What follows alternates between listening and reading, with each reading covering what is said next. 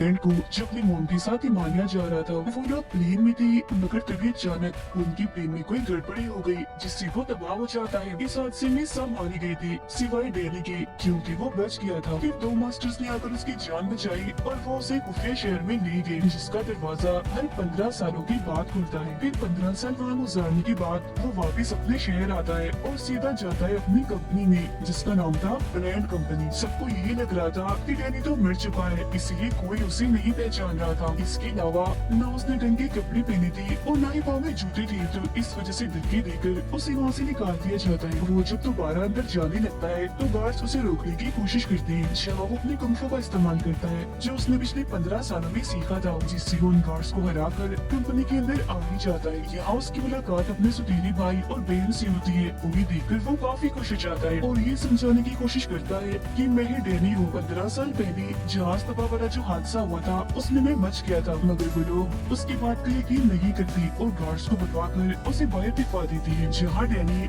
बेघर लोगों के साथ पार्क में रहता है। हालांकि वो परेशान था, मगर फिर भी वो उदास नहीं होता, बल्कि अपने मोबाइल में गाने सुन रहा होता है। फिर अगले दिन वो अपनी कुंग फू की प्रैक्टिस कर रहा था, मगर तभी एक लड़की उसे भिखारी समझकर भीख दे देती है। मगर जब डैनी उसे देखता है तो वो उसे काफी पसंद आती है, इसीलिए वो उससे बात करना चाहता है। उस लड़की का नाम कॉलिन था, जो एक चाइनीज लड़की थी और मार्शल आर्ट क्लास के पर्चे हर जगह पर लगा रही थी। डैनी फिर उससे बात करता है और जॉब मांगते हुए कहता है कि मैं मार्शल आर्ट और कुंग फू में काफी माहिर हूँ, तो मुझे रख लो, मैं काफी अच्छे से सबको सिखाऊंगा और ट्रेन करूंगा, जिससे तुम्हारा बिजनेस में डबल हो जाएगा। जिस पर वो मना कर देती है, कहती है ये मेरा बिजनेस है, न कि तुम्हारा, तो तुम इस बारे में मत सोचो। इसके बाद उसका सौतेला भाई एक खुफिया जगह पर जाता है, जहाँ उसके डैड होते हैं। और ये बात काफी अजीब थी, क्योंकि उसके डैड तो कुछ सालों पहले कैंसर की वजह से मर गई थी। मगर सच तो ये है कि वो मरी नहीं थी, बल्कि किसी वजह से वो बच गई थी और पीछे से अपनी कंपनी को चला रही थी, मतलब किसी की भी नजर में आए बगैर। जो बात उसे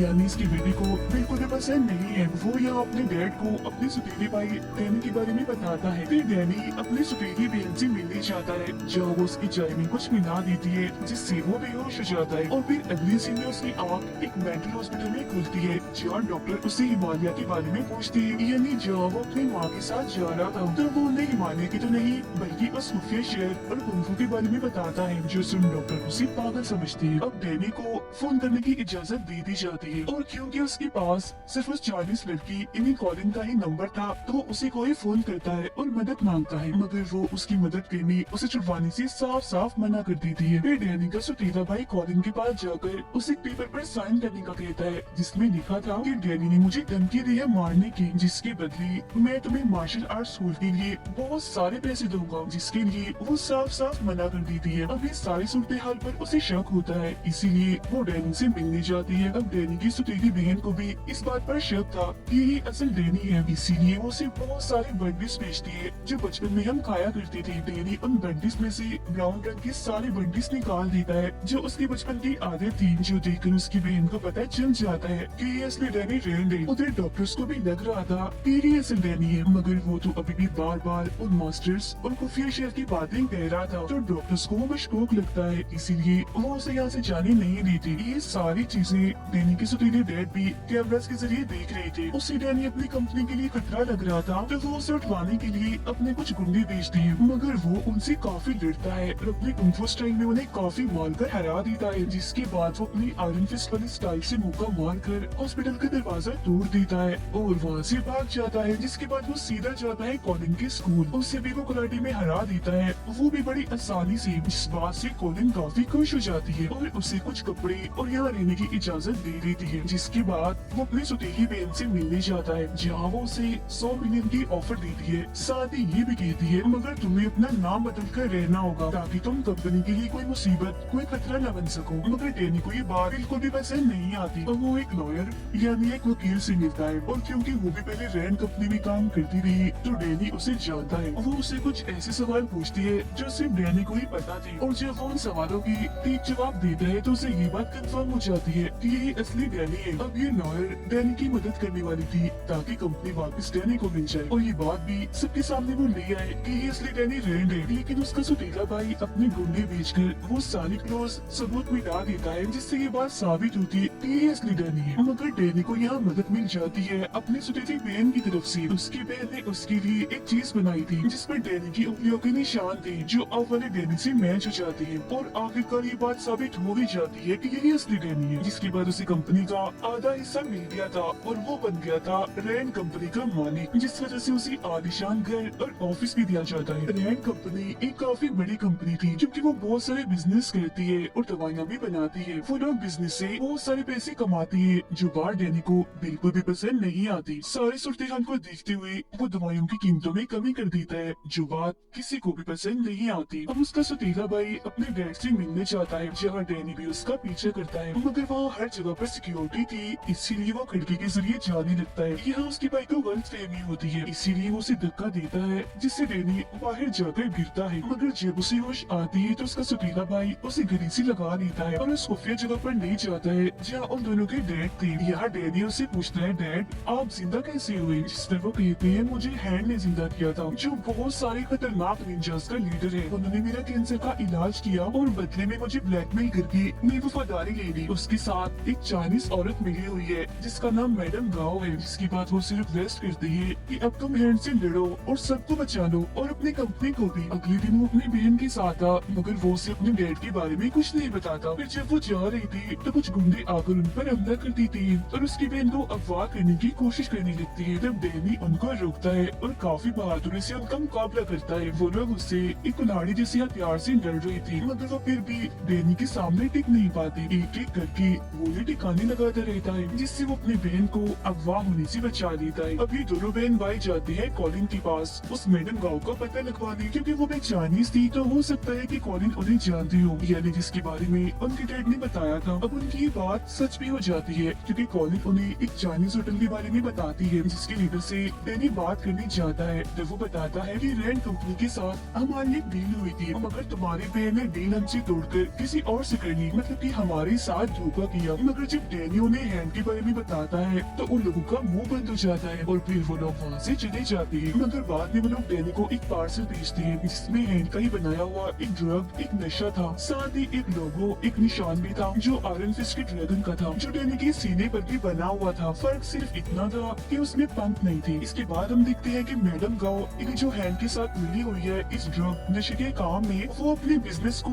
इतना ऊपर ले गई है कि अब किसी को भी ड्रग लेने के लिए पाउडर या इंजेक्शन का इस्तेमाल नहीं करना पड़ेगा, बस स्टिकर लगाओ और नशा ले लो। इसके बाद डैनी अपने भाई के पास जाकर उसे भी ये ड्रग नशे वाली बात बताता है, जो सुनकर उसका भाई कहता है, ऐसा करते हैं मैं कंपनी संभालता हूँ और तुम ये हैंड वाला, निंजा वाला, इन्हें ड्रग्स वाला मसला सुलझाओ। डैनी अब कॉलिन से मिलने जाता है जहाँ उसकी मुलाकात एक लड़की से होती है जो एक नर्स थी। इस वक्त वो कॉलिन से कराटे सीखने आई थी। डैनी उन दोनों को रात के खाने पर बुलाता है और उन्हें अपने साथ शामिल होने की ऑफर करता है, जिस पर वो दोनों मान भी जाती है और अब ये लोग मिलकर उस ड्रग की तलाश में निकल जाते हैं। वो लोग ड्रग्स हर जगह ढूंढते हैं जो उन्हें नहीं मिलते, मगर एक खुफिया जगह पर डैनी को एक केमिस्ट मिल जाता है और ये वही है जो ड्रग्स वाले स्टिकर बनाता है। डैनी उसकी कार से लड़ता है, जिस दौरान गलती से चाकू उस केमिस्ट को ही लग जाता है, जिसके बाद ये उस केमिस्ट को कॉलिन के स्कूल लाते हैं और क्योंकि उनके साथ वो नर्स थी तो वो उसकी मरहम पट्टी करके उसे बचाने की कोशिश करती है। केमिस्ट बताता है कि मैं ये ड्रग वाले स्टिकर इसलिए बनाता हूँ क्योंकि मैडम गाँव के पास मेरी बेटी है जिसे उन्होंने हॉस्टेज यानी बंदी बनाया हुआ है। अब डैनी मैडम गाँव से मिलने जाता है। इन्हीं वही चाइनीज औरत, ये दोनों पानी में हाथ डालकर वादा करती है कि हम दोनों लड़ाई करेंगे और जो भी हार गया वो चुपचाप हार मानकर ये शहर छोड़कर चला जाएगा। अब कुंफू की दुनिया में पानी में हाथ डालने वाला ये पक्का वादा होता है जिसे कोई भी नहीं तोड़ सकता। लड़ाई के पहले मैच में दो निंजास डैनी से लड़ने आते हैं। डैनी बड़ी तेज स्पीड से उनसे लड़ता है और अपने कुंफू का इस्तेमाल करके उन्हें हरा देता है। दूसरा मैच होता है एक लड़की के साथ जो उसे अपने जाल में फंसा कर जहर देने की कोशिश करती है, मगर डैनी उसकी चाल समझ गया था, इसीलिए टांग मार कर वो उसे भी ढेर कर देता है, मतलब हरा देता है। अब तीसरा मैच एक रॉड वाले आदमी के साथ होता है जो काफी बहादुर था। वो रॉड की मदद से जैसे ही उस पर हमला करता है तो डैनी अपनी आयरन फिस्ट वाले स्टाइल में मुक्का मार कर उसके रॉड को तोड़ देता है। उसके हाथ में पीले रंग की रोशनी थी जो उसकी आयरन फिस्ट की पहचान थी। वो उसे फिर जैसे हराने वाला होता है तो मैडम गाओ उस हॉस्टेज लड़की को सामने ले आती है। वो कहती है,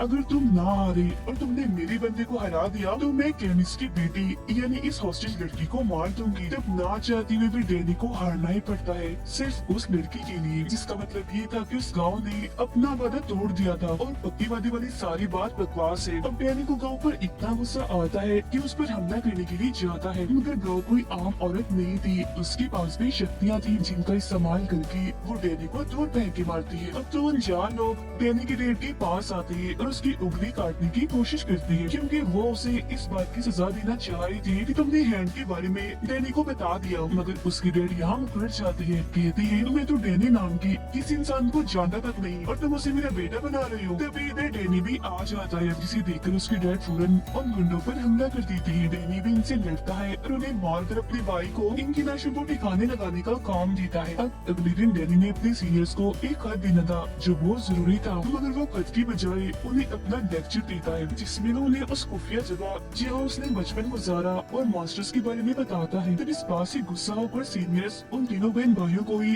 कंपनी से हटा देती है। इस बात से डैनी की बहन को काफी बुरा लगता है और वो कंपनी के लिए लड़ना चाहती थी, जबकि उसका भाई तो छुट्टियों पर जाने का प्लान कर रहा था। लेकिन जब वो अपना बैंक अकाउंट देखता है तो वो जीरो था, क्योंकि उसके डैड ने उसके सारे पैसे ले लिए थे ताकि वो यहाँ से कहीं न भाग सके। उसे इस बात से काफी गुस्सा आ गया था, इसीलिए अपने डैड पर चाकू से हमला कर देता है और उन्हें उसी गटर में फेंक देता है जहाँ डैनी के कहने पर गुंडों को फेंका था। अब डैनी को अपने डैड पर ही शक होने लगा था, इसीलिए वो उनके बारे में छानबीन करता है, जिससे उसे पता चलता है कि उसके डैड की चाइना में एक कंपनी है जो अभी हैंड चला रहा है। जिसके बाद वो प्लेन के जरिए चाइना पहुंचकर सीधा उस कंपनी में आ जाती है। यहाँ पर मैडम गाओ भी थी। अब कॉलिन एक औरत के साथ बड़ी जबरदस्त तलवारबाजी कर रही थी, जिसके अंदर बार बार कॉलिन ने उसे हरा रही थी। डैनी भी एक आदमी से लड़ता है और उसे काफी मारता है, फिर वो उन्हीं की तलवारों को उनमें ही घुसाकर मार देता है। उन सबकी लाशों को देखकर डैनी समझ जाता है कि मेरी मॉम की मौत की जिम्मेदार गाओ ही है, इसीलिए पायलट को ड्रग दिया था, जिससे प्लेन उसे संभला नहीं और वो तबाह हो गया। ये जानकर तो डैनी को इतना गुस्सा आ गया था कि वो अपने आयरन फिस्ट वाली अंदाज में जोर से दरवाजे पर मुक्का मारता है। वो सीधा जाता है मैडम गाओ के पास और अभी उसे हॉस्टेज बना देता है, मतलब कि उसे पकड़ लेता है। अब 3 दिन के बाद गटर में हलचल होती है, जहाँ से जिंदा होकर डैनी और उसके सौतेले बहन भाई की डेड बाहर आती है, जो काफी अजीब लग रहा था कि पता नहीं जब से हैंड ने उन्हें ठीक किया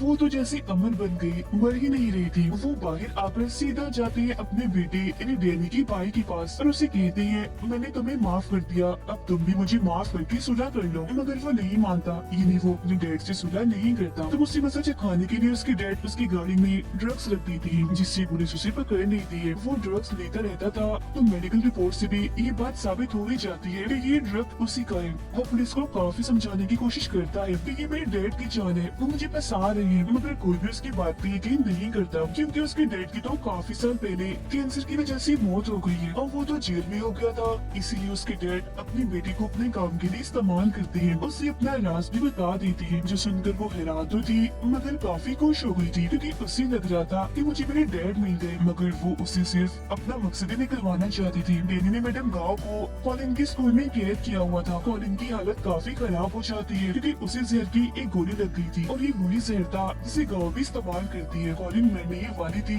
मगर तभी इधर एक डॉक्टर आकर उसका इलाज करता है और मरने से उसे बचा लेता है। ये डॉक्टर दरअसल एक कॉलेज में प्रोफेसर भी था और इसने कॉलिन को कुंफू सिखाया था। यहाँ वो और डैनी दोनों कुंफू करने लगते हैं और वो डैनी को भी अपने कॉलेज में प्रोफेसर बनने के लिए कहता है। अब डैनी को गाँव से पता चलता है कि ये डॉक्टर ठीक नहीं है, क्योंकि ये भी हैंड के लिए काम करता है। ये सुनकर डैनी को काफी अजीब लगता है, इसीलिए वो उनके सिस्टम को चेक करने जाता है, जो उसे बहुत सारे कंप्यूटर्स मिलते हैं। उसे समझ नहीं आता कि ये यहाँ क्यों है, मगर वो ये सोचकर उन्हें तोड़ने लगता है कि ये हैंड की है तो बुरे ही होंगे। मगर तभी इधर वही डॉक्टर आ जाता है, कहता है ओ पागल, ये क्या किया, मेरी सारी फेवरेट मूवीज थी इसमें, जिसे तुमने तोड़ दिया। जिसके बाद इन दोनों में लड़ाई होने लगती है। जिस लड़ाई के दौरान यहाँ एक लड़का आ जाता है जो दरअसल डैनी का ही साथी था, इसीलिए उसकी साइड से लड़ने लगता है। ये असल में डैनी के साथ उसी खुफिया जगह में रहा है। वो डॉक्टर के बहुत सारे गुंडों को मारते हैं, मगर जब यहाँ से निकलने की कोशिश करते हैं तो सारे दरवाजे बंद कर दिए गए थे, इसीलिए वो यही फंस जाते हैं। अब डॉक्टर अपने बहुत सारे कुंफू के माहिर लोगों को डैनी से लड़ने भेजता है। डैनी भी यहाँ अपनी आयरन फिस्ट को ऑन करने की कोशिश करता है, मगर अब की बार आयरन फिस्ट वाला रोप उसके अंदर नहीं आता। मगर फिलहाल उसे इसकी जरूरत थी भी नहीं, क्योंकि वो वैसे भी काफी बहादुर था और ऐसे मामूली कुंफू की माहिर उसका कुछ बिगाड़ नहीं सकती थी। कॉलिन डैनी की मदद करती है, सारे दरवाजे खोल देती है। जहाँ डैनी का साथी उसे कहता है वापस उस खुफिया शहर में आ जाओ जो मास्टर्स रहते हैं, जिन्होंने बचपन में तुम्हारी जान बचाई, क्योंकि यही आयरन फिस्ट का काम होता है उस जगह की हिफाजत करना। उधर डैनी के डैड को जब ये बात पता चलती है कि हैंड हमारे बैंक अकाउंट इस्तेमाल कर रहा है, तो वो सारे अकाउंट्स खाली करने का फैसला करती है ताकि हैंड को बर्बाद कर सके। डॉक्टर अब कॉलिन को पकड़ लेता है और जब उसे ये बात पता चलती है कि इसने भी हैंड को मरवाने के लिए डैनी का साथ दिया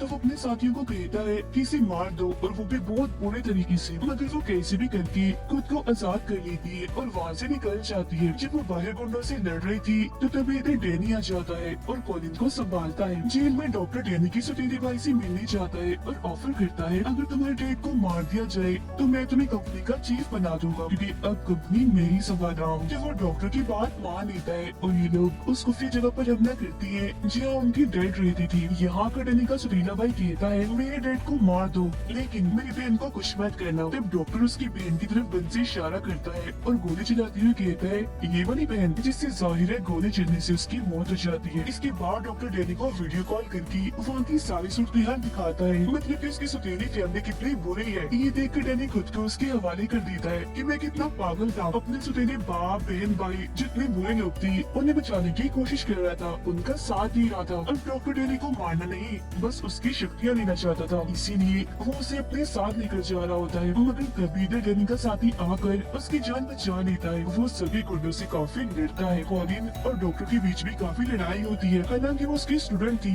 मगर फिर भी वो जीत जाती है और डॉक्टर को हरा देती है। लेकिन वो डॉक्टर को जान से नहीं मार पाती क्योंकि उसके अंदर भी सुपर हीरो जैसी ताकतें हैं। मगर तभी इधर डैनी का साथी आकर डॉक्टर के सीने में चाकू मार देता है और कहता है तुम इसकी स्टूडेंट हो इसलिए नहीं मार रही, मगर मेरा इससे कोई वास्ता नहीं है। अब डैनी का वो साथी वापस उसे उसके साथ चलने का कहता है मगर वो जाने से मना कर देता है। इसीलिए दोनों के बीच थोड़ी बहुत लड़ाई होती है, मगर फिर बाद में उनके बीच ये फैसला होता है कि हम यही इसी शहर में ही रहेंगे। मगर जैसे ही वो पीछे आते हैं तो देखते हैं कि डॉक्टर की लाश वहाँ नहीं है, वो गायब हो गई है। अगले सीन में कॉलिन और डैनी साथ नहीं थे। तभी उसके पास उसके सौतेले भाई का मैसेज आता है जो कहता है जल्दी करो यहाँ से निकलो। अब इसे पहले का कुछ समझ पाता तभी कुछ कमांडो आकर इन पर हमला कर देते हैं, मगर यहाँ दोनों ही अपनी कुंफू की महारत का इस्तेमाल करके सभी को काफी मारते हैं और आखिरकार बच जाते हैं। अब यहाँ पता चलता है कि हैंड और कोई नहीं बल्कि डॉक्टर था, मगर क्योंकि वो तो मर गया था इसलिए कंपनी संभालने वाला कोई नहीं था। लेकिन फिर सबको हैरान करते हुए यहाँ वापिस ही डैनी का सौतेला बाप आ जाता है। जी हाँ बिल्कुल, वो मरा नहीं था बल्कि हमेशा की तरह दोबारा से जिंदा हो गया था और सारे उल्टे कामों के पीछे उसका ही हाथ था और वो खुद भी हैंड के साथ मिला हुआ था। सारी सच्चाई जानने के बाद डैनी अपने सौतेले डैड जो असली विलन था उसे लड़ने चाहता है, मगर वो भी चुप बैठने वाला कहाँ था। उसने भी सारी तैयारी की हुई थी डैनी को रास्ते से हटाने की, मगर इसके बावजूद भी डैनी ऑफिस की खिड़की तोड़कर अंदर आ नहीं चाहता है, वो भी अपने आयरन फिस्ट वाले रूप में और बिल्कुल वैसे अंदाज में। पीछे से कॉलिन डैनी के सौतेले भाई को मारने जाती है मगर वो बच जाता है क्योंकि ठीक वक्त पर वो पीछे मुड़ गया था। अब यहाँ डैनी अपनी फुल ताकत का इस्तेमाल करके जोर से अपना आयरन फिस्ट वाला मुक्का जमीन पर मारता है जिससे सारे लोग और टूटे हुए शीशे के टुकड़े हवा में उड़ने लगते हैं। उधर डैनी के भाई को भी अपने डैड के खिलाफ सबूत मिल गए थे। उनका सौतेला बाप जब वहाँ से भागने की कोशिश करता है तो डैनी उसका पीछे करता है जो दोनों एक दूसरे से पाइप के जरिए लड़ते हैं, जिसके बाद डैनी उसे एक तीसरी पाइप में घुसा देता है, मतलब पाइप उसके आर पार कर देता है। वो जान से नहीं मरता क्योंकि उसके अंदर भी सुपर हीरोज वाली शक्तियाँ थी। जिसके बाद डैनी यहाँ से जाने लगता है, लेकिन क्योंकि उनका बाप विलन है तो पीछे से डैनी पर गोली चलाता है, मगर वो अपना आयरन फिस्ट वाला हाथ आगे करके गोली रोक देता है। इसी वजह उसका भाई आकर अपने डैड को गोली से शॉट कर देता है जिससे वो नीचे जाके गिरता है और वो दोबारा से जिंदा ना हो जाए इसलिए लोग उसे जला देते हैं। जिसके बाद सब कुछ ठीक हो जाता है। डैनी के सौतेले भाई को कंपनी वापस मिल गई थी और अपने जालिम धोखेबाज बाप से उसकी जान छूट गई थी। डैनी की सौतेली बहन को हम देखते हैं जो मरी नहीं थी बल्कि उस गोली से जिंदा बच गई थी और अब वो डैनी के साथी के साथ थी। उनके पास ही गाँव भी बैठी थी जो उनकी बातें सुन रही थी। अब हम डैनी को देखते हैं जो कॉलिन के साथ मास्टर की उसी खुफिया जगह पर जाता है ये चेक करने के लिए कि सब ठीक है ना, मगर वहाँ उसे अपने बहुत सारे